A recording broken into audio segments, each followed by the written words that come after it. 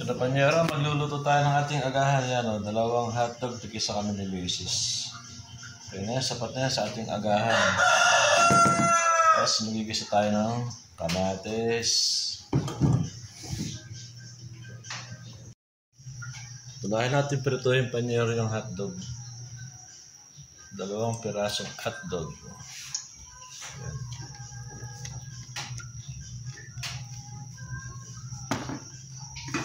Ay, may natira pa oh. Ay, may natira pa ang kagabi o yan. Pwede pa yan. Isa masira, kakain na rin natin.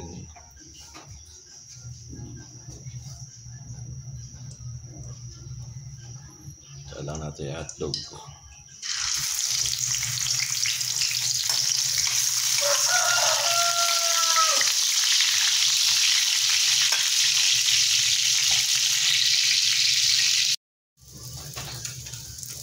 Ayan, medyo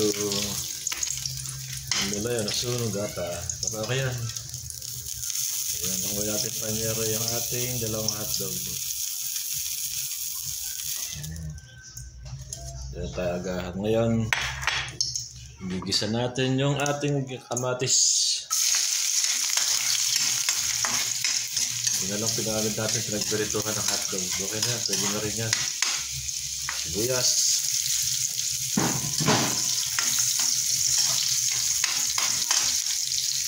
Maraming sibuyas. Gatin ng asin panyero yung ating kamatis.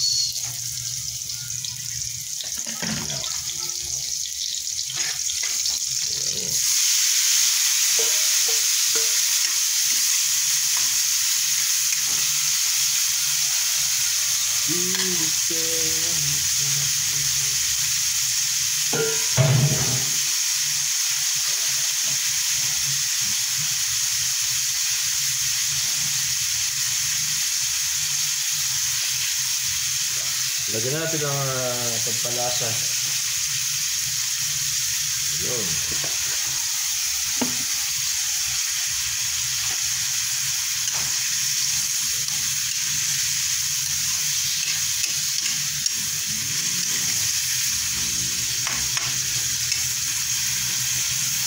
Ating kumulo ng kumulo. Tapos titirisin natin yan. Masarap sa kamatis yung durog. Malambot na malambot. Ating ng titirisin panyero. Ang ating masarap na ginisang kamatis. Yung panyero kahit walang itlog yan, masarap yan. Dahil maglalagay ka pa ng itlog, dagdagastos pa yun. Kaya ngayon, medyo tipid-tipid tayo. Ito yung ura-urada. Sarap naman yan kahit walang itlog.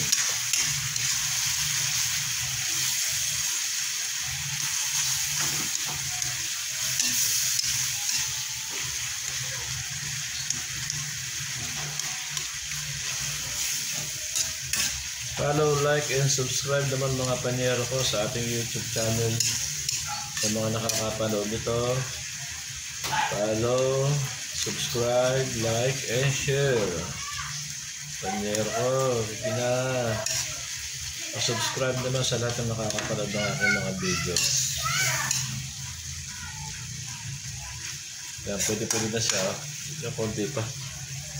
Gusto ko yung medyo durog-durog yung kamatis eh. Kukuliin mo natin ng medyo matagal-tagal. Ayan, pwede na kuliin natin. Habang nagtitipid yan, low budget muna tayo ngayon mga panyero ha. Yan lang ang ating agahan. Wala ng budget sa panyero nyo. Ayan. Sarap na rin yan, agahan yan.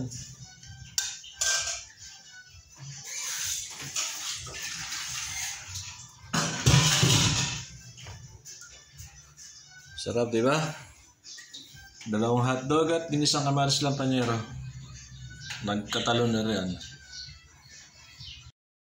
Tara panyero, kain tayo. Ayan, dalawang hotdog, yung tirang ulam ng kagabi. Saka ginisang kamatis ang ating agahan. Kain po tayo.